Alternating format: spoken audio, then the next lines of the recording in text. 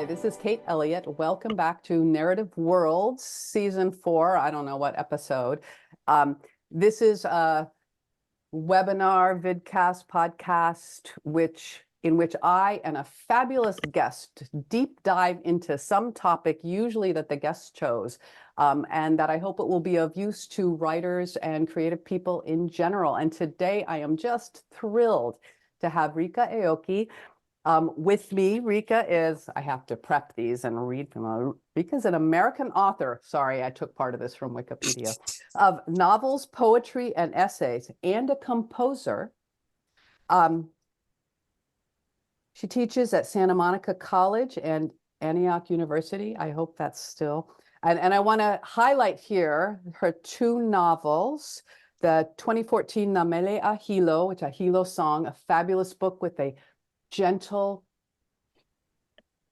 fantastical element, which maybe isn't fantastical if you look at it. Didn't feel to me, it felt right to me, it felt part of the setting to me. And her best known 2021, her Light from Uncommon Stars, which I quote, an incredibly powerful story of hope and redemption, unquote, which I totally agree with. That was from Den of Geeks, I think. I'm super delighted to have you here today. Did you want to add anything to introduction? I figure more will come out as we talk, but Yes. I'm really happy to be here. It's good to see you again. It is good to see you again, since last time we were eating lunch at Kahala Mall with you, me, and two of my spawn, as I call them. When I was there, I really, I had tended to separate the science fiction and fantasy community with the local home community, and to see how science fiction readership and writership exists in the islands, and so many other places, really makes me happy. It makes me feel like the family got bigger. So actually, that's a perfect introduction to the topic, which you suggested, and I'm really excited about this. I'm going to say it. Identity and identities. How much of the worlds we come from can, will, and should come into the worlds we create. I love this topic because it has so many layers, both about ourselves, both about creation, and how it comes out in the final product, I apologize for using that word product, the final art piece, in so many ways. So I'm wondering, what I would like to do is to start just I want to break down, because to me, there's so much just in that title, so many levels in that title. So I would like you to talk a little bit about identity, not versus, but identities, and why you were specific in using both of them. What I've noticed with my own writing and other writers is we tend to find our shelves in the bookstore and stay there. Not in the physical bookstore, but also internally, how we view ourselves. We might think of ourselves as an Asian American author, or a woman, or queer, and we start to pigeonhole ourselves, which in some ways is very, very strong. You find your readers. That's not always a bad thing. I as a trans person, I would like to find people who could benefit from these stories, and I'd like for them to find me.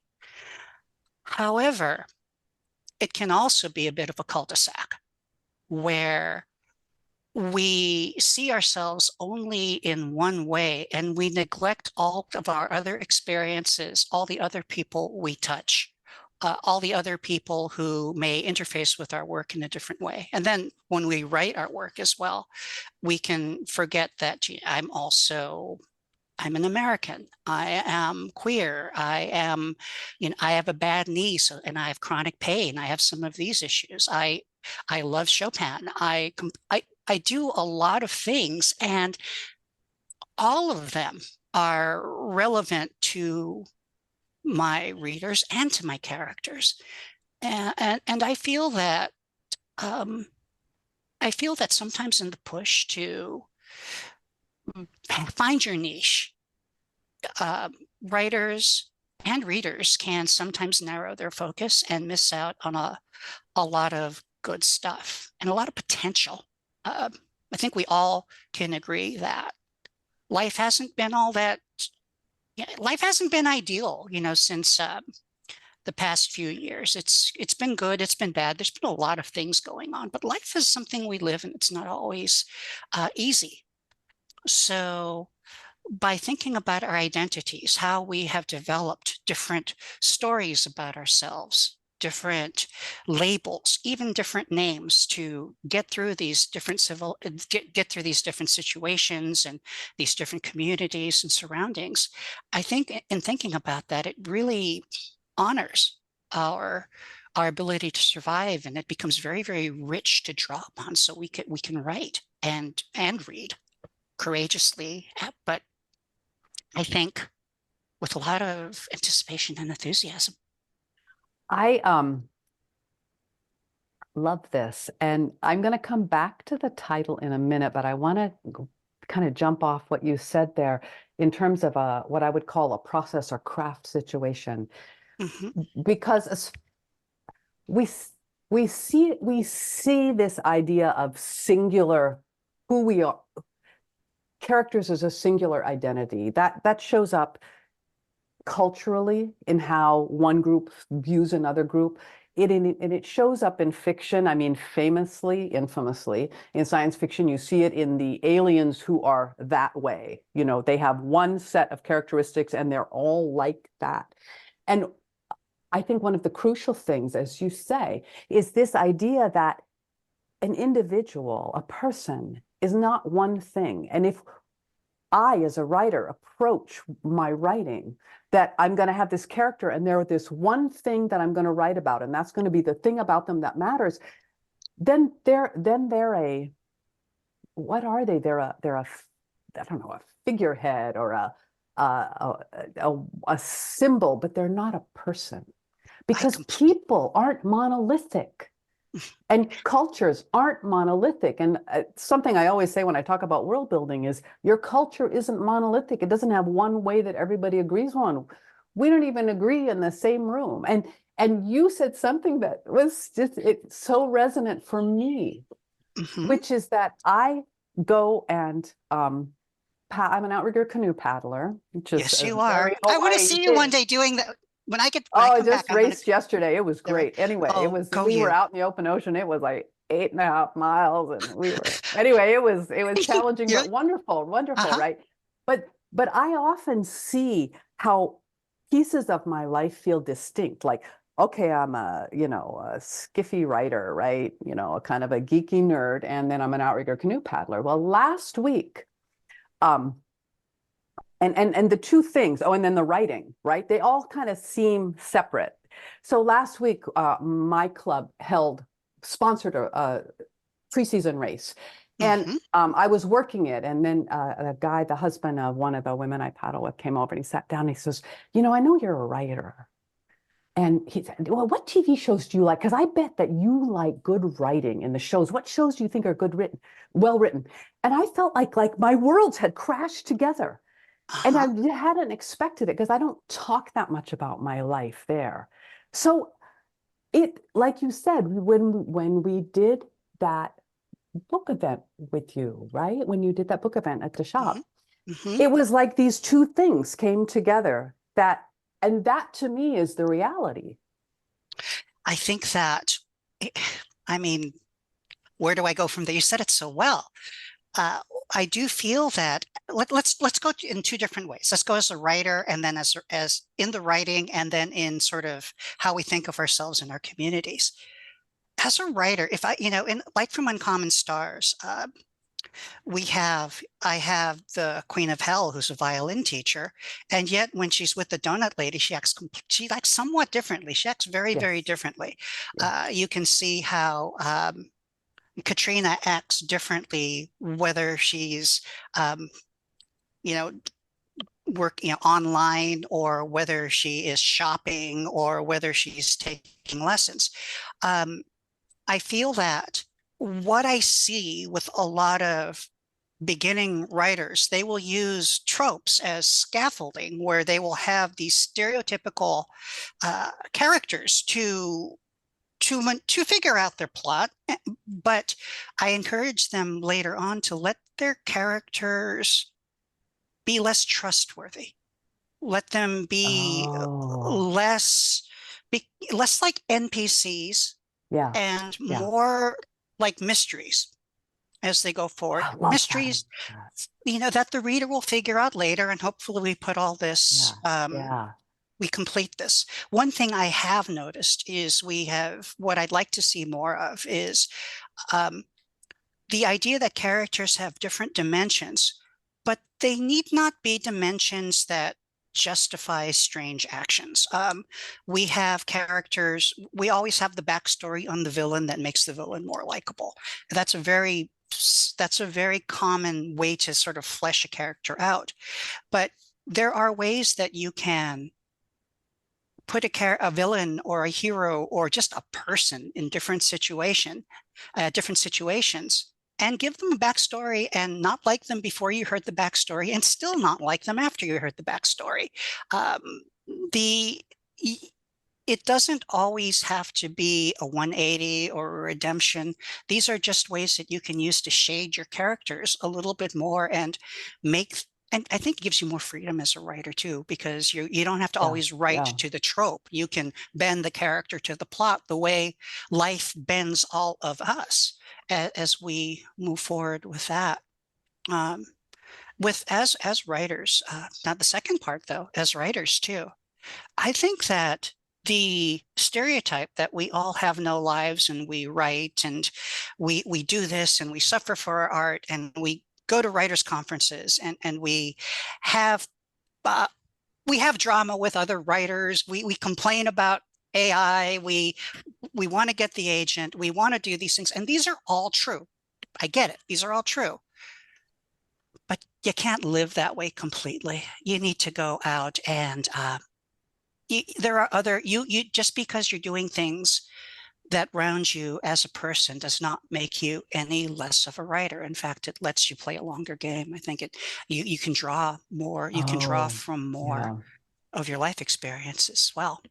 No, So, yeah, yeah. Some people, well, I mean, I don't know, but it does seem that some people feel that you have to completely make your life completely bounded by everything writing, as mhm. opposed to writing is part of my life. And here's these other things I do. and and the thing is, what we talk about work research and writing, what really does it mean to write? Some of Mm. my writing students will say, I'm not writing. I just spent time, I Yes. was in Santa Fe or I was somewhere else, but I wasn't writing. You were writing. The writer's job encompasses many things, and some of it means to shut up and listen and process and to relax and to read your world because you expect people to read your books. There are times when you don't understand where something will come from. And if you stay in your writing studio the entire time, you miss out on images and metaphors that can Mhm. help you understand the character. Let me show you something that I have here. Oh, So oh, yes. hold on for a sec, okay? So Yeah. Just while, oh, oh, oh, look at that. So this is, I don't know, people, this is my longboard. And I just started longboard dancing. And it's fun and it's wonderful. And I'm learning steps and I'm doing this in the morning and I'm learning how to carve and I'm learning how to balance and I'm learning how to pump the board so I can move it forward without using my feet. I'm learning all of these things. I'm learning how the different surfaces feel. You don't think that's not going to come in handy in my next book when I start talking about warp drive? Yeah. So we I think a lot of times, we can be insecure about our writing, and how do we justify the fact that we are writers? And part of the justification can be, well, I must be a writer because I have no life. I sit in my room and I do this and I do all the writer things. But I think if we loosen up a little bit and understand that in our identities, the one thing that is true is we use writing to process and bring things together. Yes. We can Yes. we can ease up on ourselves, enjoy ourselves more, and end up with better stories. Yes. Yes. Yes. Sorry, I'm just enjoying myself so much with this that there's so many places I could go. I want to talk a little bit about, come back to this thing, the process of writing and why we write, that we used to, sometimes writing is, for me, the way I process the world. Why does a person create? Isn't something I think about a lot, and I think many artists and creative people do think about this. And it can be, you know, self-discovery, it can be self-projection, by which I mean kind of, I don't know how to phrase that, someone who wants to write about themselves and try to process themselves through their art. But other people, but not everyone does that. Other people grapple with the world through writing, or they just want to write an entertaining story, or they want to educate and lecture. Some people want to do that as well. I mean, there's all this mix of things. Sometimes they may all be mixed in. Sometimes they may be more focused. And I think that, again, this gets to this idea that there isn't a monolithic way we even approach it, and to deal with, to say, like, I'm going to write a story about this person, and the only thing that matters about them is this one aspect of their life. So that's everything is going to focus on that, is the same way about being in this zone of where you have this high fence around you. And that's like, I'm going to be in here and be a writer. But really, our characters become so much more, I hate that word, three-dimensional. They become more vivid and rich and layered when they, like us, have a life that has many levels. And you use the term, again, you say how much of the worlds we come from, not world, but worlds. So can you talk a little bit? I mean, that comes back to what you're already saying, that we ourselves live lives that have so many different factors, and all of them are things we can draw from, often in ways we don't understand until later. You know, And I think it's not a one for one. I'm going to learn how to ride so that I can write about horses. But there's other things. I'm going to learn how to ride a horse. But then now I'm understanding things about feeding and caring and the weather, and how, you know, harness, how to fix things, you know, how to take care of something, how to understand something else's, another creature's moods or what it means. There's right there's so many things. And then, absolutely, you know, so I loved that you picked worlds rather than world. thank you. And it really it's something that I feel very, very strongly about. Reading, you know, something from Light from Uncommon Stars, people asked, how did you mash up science fiction with music and fantasy and donuts? How did you mix that all together? And my answer was, because I didn't think I was mixing. I wasn't, but what I wasn't doing was I wasn't cutting. Yeah. I wasn't excising. As I am, the person talking to you right now doesn't speak the same way as the person who talks to you when the camera's off, right? Because you have heard me speak Pidgin, and that is my natural language, the language I speak at home. The persona I have as a teacher and the persona I have as a writer are very different. I am a child. I am also a teacher. We encompass so many different things. I have a chemistry degree. Yeah, I ride my longboard. I'm a martial arts instructor. You know, we do a lot of different. We wear a lot of different hats, and yet here I am. Here you are. There you are. Yeah. Here we are. And the these different genres and I was mashing them up, it was like, let's pretend that I'm not mashing them up. Let's just pretend that, no, it's not pretend. It's not, Let's express yeah. the world the way I see it. And maybe maybe the readers and other writers will see it and see a bit of themselves in that process as well. And that will hopefully break barriers down within them.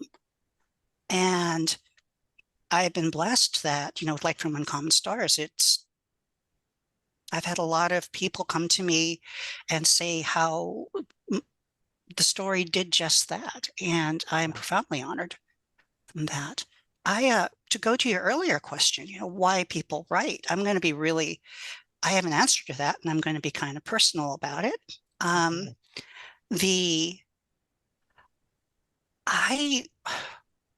so happy to be alive. I'm happy to be sharing this world with you. I'm happy to be sharing this world with the person who, who's walking out there right now. Well, actually, no, they're on a scooter. The universe has been around for 13.8 billion years. We only get about 100 if we're really, really lucky. It's nothing. And the fact that these atoms and these molecules within me have sentience is a profound, profound gift. And why am I sparking? Why was I given this spark? I'm just so happy and grateful. And you're making me cry, actually. This is really, thank you. Everybody, in some ways, this reminds me of Whitman. People participate in the dance of life in their own way. Mm-hmm. And so I'm a pretty good martial artist. I mean, I'm not an Olympic champion. I'm not a great piano player. I can manage. And there's some things I absolutely cannot do. You should see me bowling. I'm horrible. And, there are things that we do and I just watch people, see somebody making ceramics or being a good mom or all of these things. And everybody is so beautiful at contributing to this canvas, this quilt. This quilt would probably be the best way to think about it. And for me, I feel my contribution is writing. This is my patch in the patchwork. This is my dish that I bring to the potluck. This is what I do to share. And so when I write, it's not necessarily to express myself or anything like that.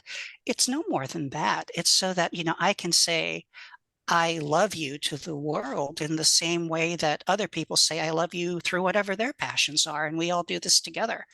And the fact that I have the chance to do this, the fact that I can be part of SFWA, the fact that I can be sitting here saying hi to the people at the Nebulous, hi people at the Nebulous, the fact that I can talk to you, and all of this happens through writing. Yeah. How cool is that, right? It's, you know what? It's, to use a religious phrase, a miracle, right? However we want to interpret that word. It's amazing that any of this can happen, that all of these things could have come together in this way at this moment. How? Two neutron stars had to collide to make these headphones and to make those glasses because of the weight of the elements. That's weird. How did that even happen? So the thing is, no answer. Is there any time? Is there ever such a thing as an ordinary day? And in this time together, do we really want to spend this amount of time that we have on alive telling ourselves what we cannot do? Writing the stories that we should be writing, as opposed to pushing a little bit more and seeing what happens. I mean, if it doesn't come out the way you wanted it to, you learn something. That's cool too. Right. That's right. Sometimes people ask me, they say, well, do I really have anything? I'm not special, right? Do I have anything unique to write because I don't have whatever because of the way they're identifying what unique means. But The truth is, every single individual and every creature has never been that way, has never been here before, and will never be here again. It's like standing on the shore of the ocean, and every wave that comes in is different. You can stand there for the whole day and never see it repeat itself. It's the most mesmerizing and incredible, beautiful thing. You know, we think about what are some of like your I mean, if I read, like for me, if I read you know, if I read something like Earthsea, or if I read in or something like Toni Morrison, or I read these books, their visions are sublime. Uh, you know, your footnotes, you know, your work, you know, with all of that, the expanse you have in your work, UK, you know, which I just go, whoa, how does somebody even do that?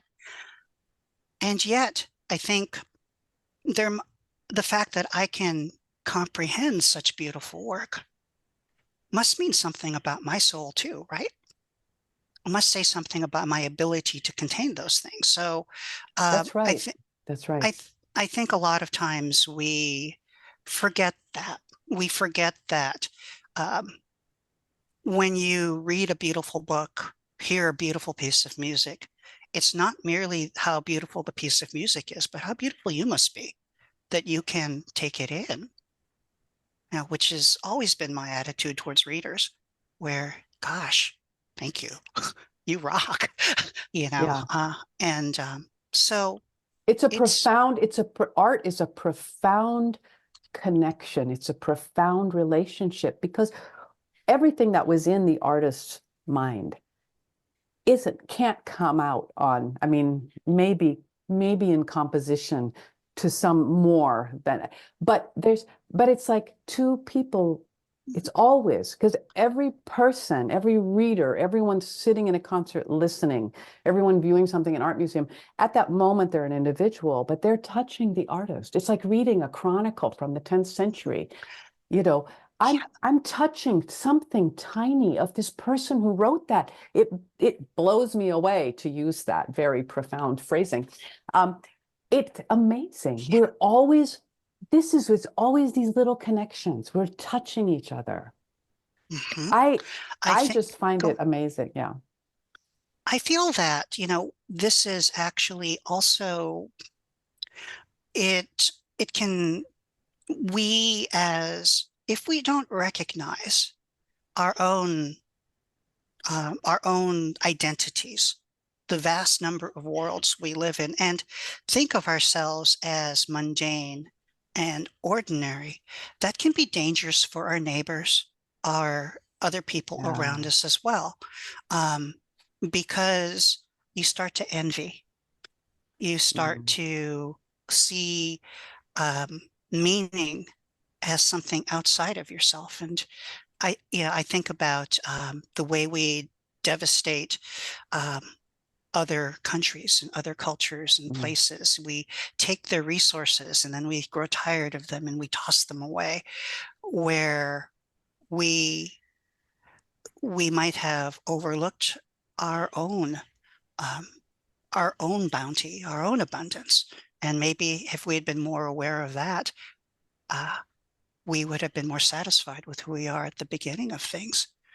you know what, I have to share this if I can find it in here. Mm. This is I'm something going to, that oh, let me, as you're digging that up, I just want to relate one quick story. yeah. When I was one of my first teaching classes, I was talking about, you know, something you did over the weekend. And I had one of my students came up the same way that you were saying that I'm just ordinary. I didn't do anything. It's hard for me to write this because there's nothing special about my weekend. And so I asked her, so tell me, what did you do this weekend? And she goes, oh, my father and I changed the oil in the family car. Yeah, yeah. And then I said, and in saying this, do you not feel that has value when you think about that? How many other Yeah. people change the oil with their father? How many women's daughters change the oil with their father in the family car? What does that? And she goes, "You're right." And I think as teachers, we can go in and do this directly, right? We can say, try writing something. Can you see the value? But as authors, we can do it, I think, in some ways just as effectively, where in showing wonder, if we do it correct, I shouldn't say correctly, that's what, but if I do it the way I want to do my books, I want my, like with Light from Uncommon Stars, I want the readers to think, wow, what's behind the door in that donut shop? And how would my life change if I go down that way? And maybe take up, well, maybe not the violin, but I've always wanted to play the saxophone or something like that. Or if I look at the stars and see how uncommon they are. And the uncommonness and the beauty of the aspects of ordinary life that a certain aspect of creative culture has long considered too trivial to be important. I think about that a lot. I think about, for example, the unbelievable tradition of quilt making in multiple cultures, these beautiful works of art, which if they were ever displayed anywhere, it would be like a craft show, which is, you know, in that hierarchy was meant to be here. And then I remember one time going into a museum and they had in the art museum, they had a show about quilts. It was some guy who was doing quilts, and nothing against him, but it was a man who was doing quilts as art, right? As opposed to all those ordinary people who are making quilts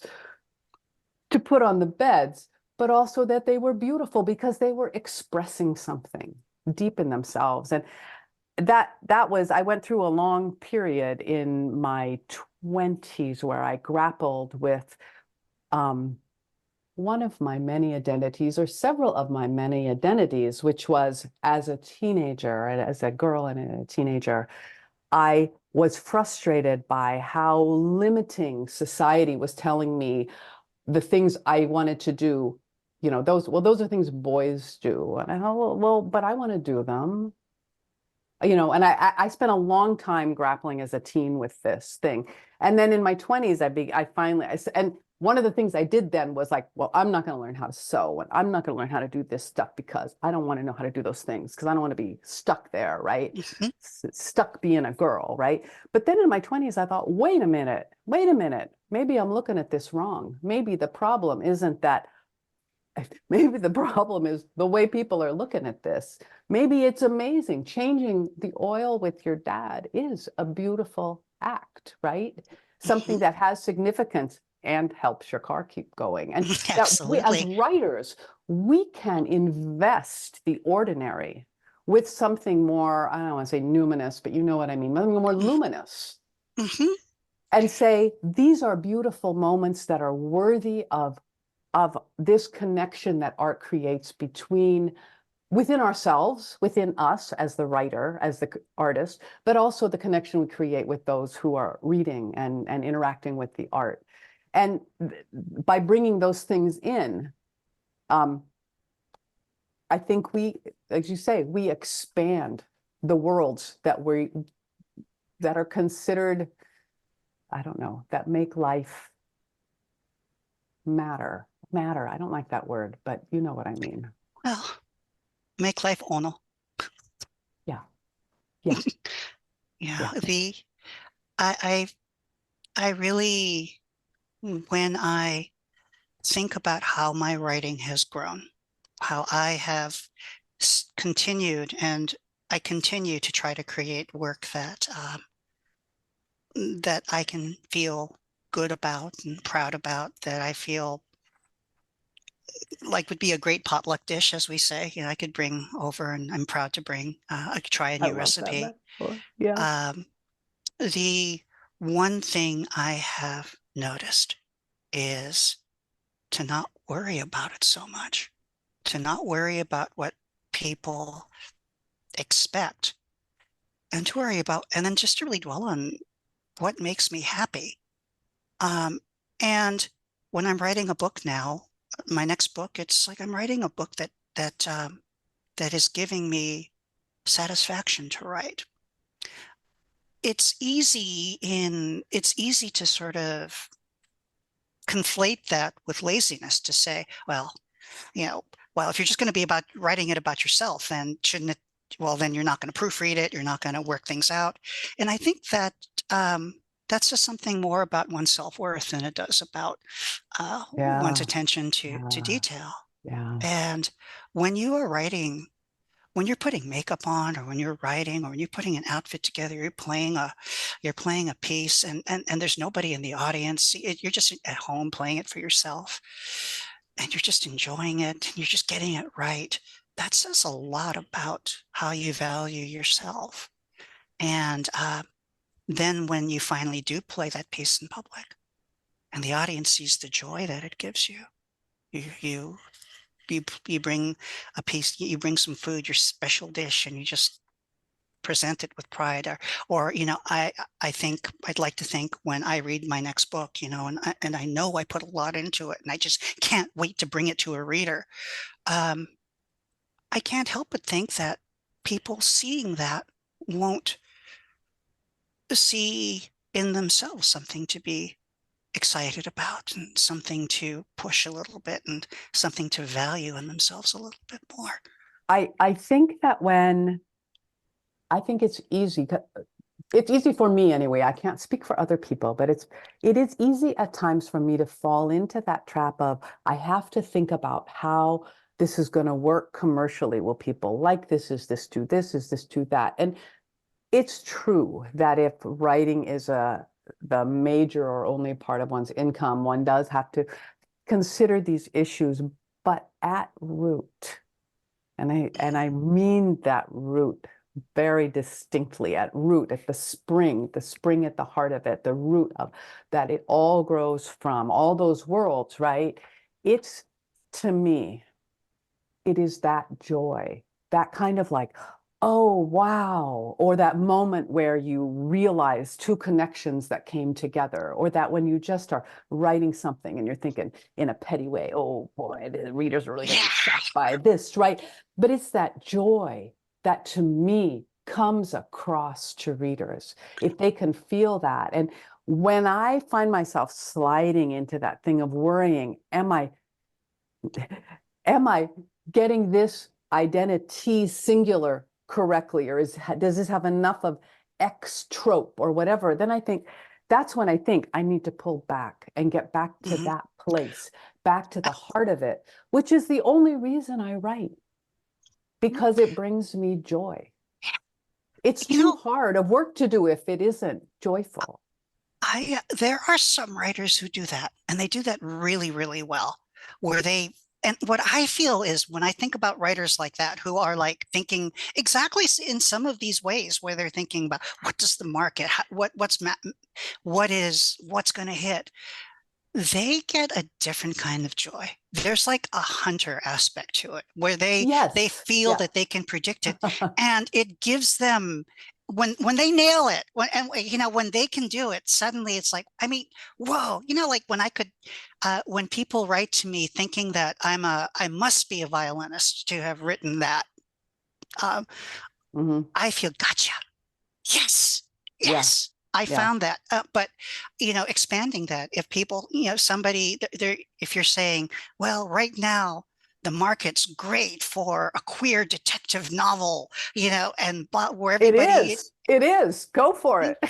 And they do it with that kind of sense of, I'm going to do my homework and I'm going to do this right. And they do it.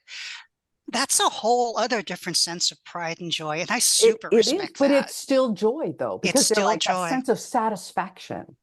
If you're not having if on some level you're not having fun, you're doing this wrong. Yeah. Yeah, or letting it can be grueling pressure. fun. Yeah, but on some level, because right now I am just grinding on my next book. Yeah, but I would rather be doing this than most anything else.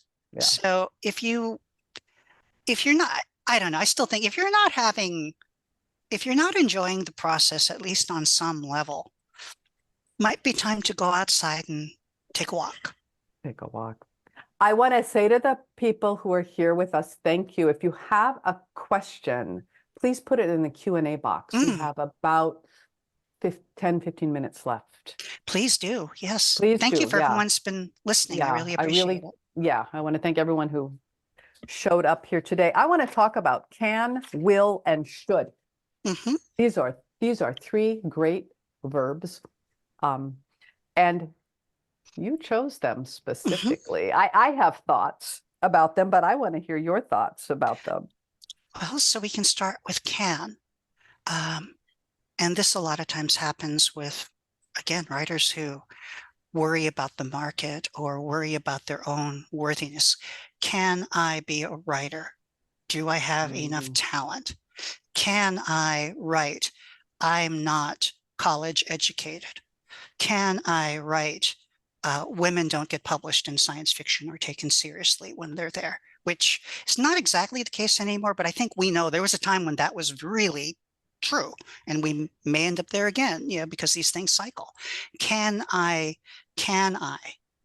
the other one, can I bring my sexuality into this? Can I bring my ethnicity? Can I bring these other parts of myself in? And the short answer is yes. The long answer is, well, try it and see what you come up with. Yeah. And I go on. Oh, I've always felt that one of the biggest barriers for someone with my kind of personality is the self-censorship. Exactly. I could write this, but, and in my case, it's often like, what, do I really want to open that little window to let people see something inside me? So maybe not. And then I think, well, what if I did? And, and that's what where first we get drafts into, are for. but that's also where we get into the will. What will you write? Because you do have, you don't need all your work to be confessional. Yes. Sometimes you just make things up because you're an artist. And so the reason can and will mean so is so, knowing that's so important. It's a difference between possibilities and boundaries. Oh, I like that.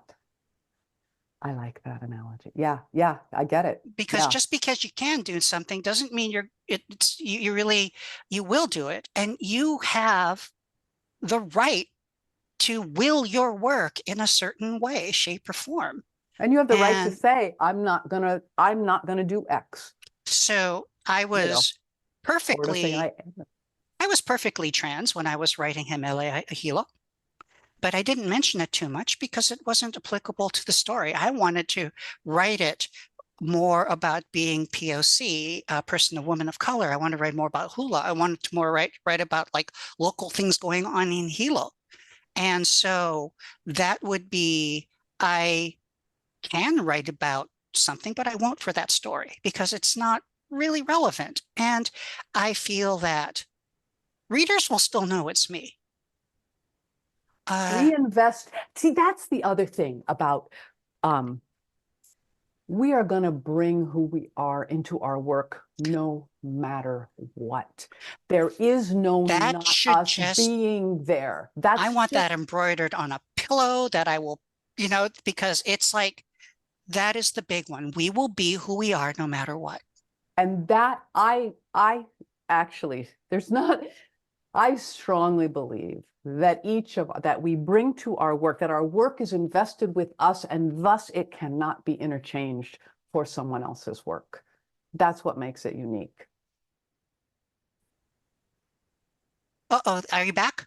I am back. Did I go off there? I might have gone off too. I don't know, but could you, we're talking about I think that our work is unique. Oh, you know what? I said the most perfect sentence of my whole life. Oh my just there, and now it's lost forever. Oh. No. I'm joking. Just that what we bring, our work is invested with us, and that's why it's unique.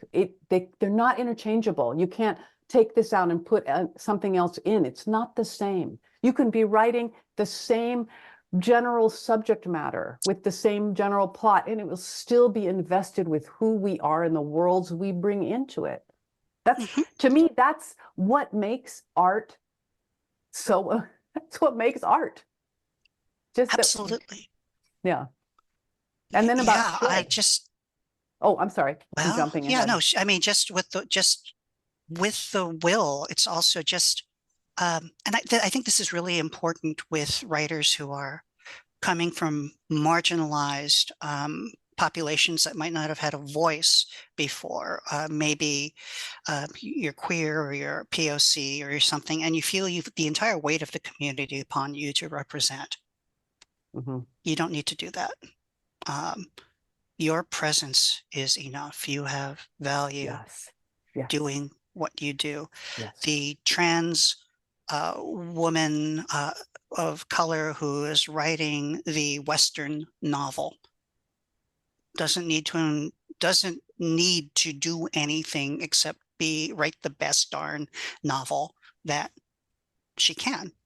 Sometimes part of writing that best novel will be including parts of her other identities in other worlds, and some worlds she won't include because it's not relevant.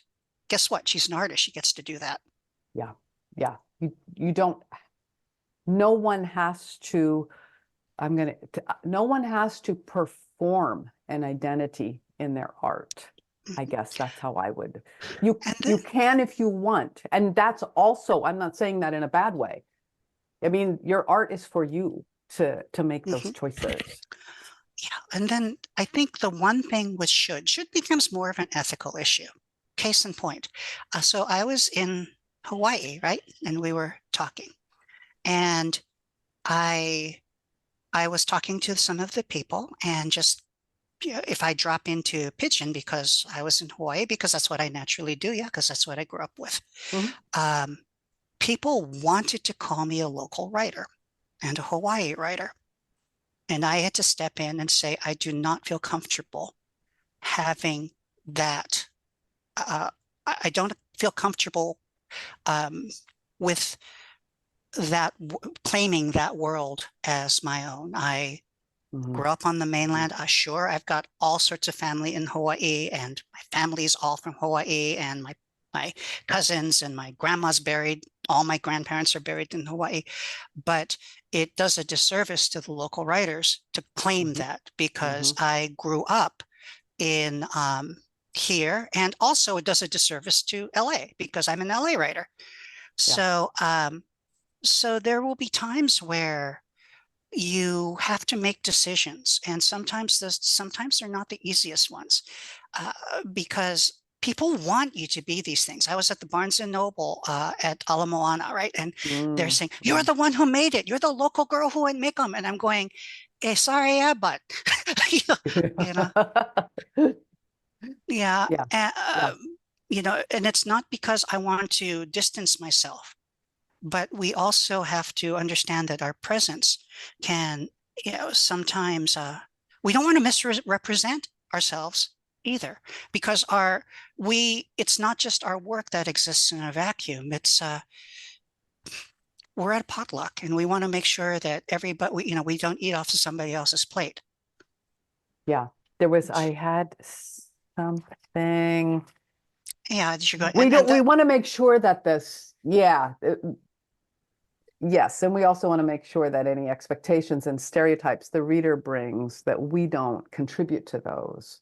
That's another aspect of the should, you know. Exactly. But that means that as writers and artists, we ourselves have to realize that in addition, that part of our worlds, right, are these expectations and stereotypes and assumptions, and that we constantly have to fight. I constantly have to fight against those.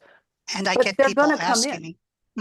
And I get people asking me, how do I want to write a trans character? How do I do it? And I'm going, that's part of your research. And if you have to ask me for the easy answer, I think you know what the answer is going to be. If you're not going to put in the work and the dedication to do something, one, you're not going to do it right. Two, you're not going to understand where your your right to claim an identity stops as well. And then you get, and then you start running into issues of authenticity that that can really come up and hurt your career. Hurt and more than hurt your career, really hurt a lot of readers, and we don't want to do that. You can, it's a type of betrayal. Yeah, I think sometimes people are seeking permission, but there is no one to give you permission, right? Mhm. That there's a more complicated element. I That's a really good someone point. asked me, That's a really yeah, good point. there is no, because what I think when people ask for permission, what they're really asking for is I don't want to be criticized. Yeah, that one. But That one. you know what? We are criticized for mistakes. My dad, my beloved dad, may his memory be a blessing, read all my books before he passed, or all the books that I published up to that point. I know what the last book of mine he read was, but he always was so, he was very proud of me. He was the best dad. But he did once criticize something in one of my early books. He said, the oxen are harnessed wrong. Oh, And I've oh, never forgotten that. I've never forgotten that. But so that's just an element of craft, right? That's just an yeah. element of everyday life. So how much bigger is it if it's something that that amplifies harmful stereotypes that make people, look at an individual or a group or in a negative way. We can't be buffered from that. It's okay to make mistakes, but then you have to own them. Someone Mhm. asked me about, what can I write? They were kind of doing it. And this Yeah. is what I said. And I'm actually, to some extent, this is kind of where I stand, is like, what criticism am I willing to take for this thing I wrote, and still feel in my creative self that I made the best choices I could? So that may mean that I made mistakes, Mhm. but I can say, oh, I tried. Okay, so maybe I did pretty well, maybe I didn't do so well, then I can correct myself. But you're never free in any sense in writing, I, in art, from someone saying this didn't work for me in a trivial way or in a big way. because, because words mean different things to people, and Yes, people will yes, interpret things differently. yeah, The only way not to offend anybody is to not write. And even then, you're going to yeah, offend people who want you to write. yeah, There's really, offending people is just a fact of life. It happens. And it's not, it doesn't mean your craft is all, it doesn't always mean your craft is faulty. In fact, it's really, it's that. And so I tell my writing students, it's also from martial arts, if you can kind of understand where an attack might come from, you might be able to think about it in advance. And although readers expressing their views is not an attack, if you can figure out where these criticisms might be, these heartfelt criticisms, maybe you can say what's necessary to make the best of the situation, and make it a learning experience for all, and how to sort of roll with it and to work with yeah, it and to catalyze even better art going forward. So the when yeah, when I had all of that, I put something on my Substack, really delineating my background and how I wrote. Because then, if somebody says you're trying to claim local identity, I can say, no, I'm not. Here, read this. I was very plain here, but also um, to say, but identities are a little more complex than where you grew up, yeah, and yeah, maybe we can talk about that. And yeah. so we can use writing as an incredible tool to sort of detangle preconceptions and misunderstanding. Absolutely. And again, that actually comes back. I'm going to kind of wrap things I up now figured, because we're getting to the top of the hour, but that's exactly it. That's the whole point, which is that because we ourselves are worlds, we using that sense of identities as opposed to a singular identity is, I think, how we bring the most richness into our own artistic work. yeah. And the one caveat to all this I'm going to say is, I have read work that I would never have written. I have read stuff. I have read books where it's like, from what I can tell, do none of what we were talking about. And yet they're thrilling books as well. And sometimes I don't know how they got there. So, a book can break everything that we talked about and still be a Yes. compassionate, beautiful, wonderful, world-changing piece of work. And I find that fascinating. So, Yes, exactly. this is an ongoing process for all of us. And for those of you out there who are, working hard on your books, I just wish you all the luck and just have some fun. Yes, I think that is the perfect place to finish. I just thank you so much. This You're was so welcome. fantastic. I had a wonderful time. It was the best part of doing this for me is that whatever the topic is, it never goes the way all my notes are. And that's what I love about it. We Because I went can on a think tangent. about these. Yeah. Well, no, well, yeah, sure. But sure. But the best part is I can talk to myself about writing all day, but then I just loop through my own things. I want to expand that. And that's what art is, isn't it? It's the expansion of our world, that our relation. I'm still learning. I'm still trying to figure this Oh, out. forever. That's the other great part of it is it means we get to keep learning our entire lives and keep questing and seeking our entire lives. Absolutely. I love that. Okay, so Ryka, thank you. For those, there may be some of you going on to do the writing date on the Nebula with it's Naomi Kritzer this week. And next month will be John Scalzi. We're going to talk about social media. Yes. Oh, you got the right person for that. Yeah, that'll be something. Oh my God, that's going to be fun. It will be. John's always fun. And for those of you watching this on YouTube, thank you for joining us. Thank you very much. Very much. Thank you, as always, to SFWA for hosting this and to Nathan Lucas, who has been doing the tech for this for 4 long years.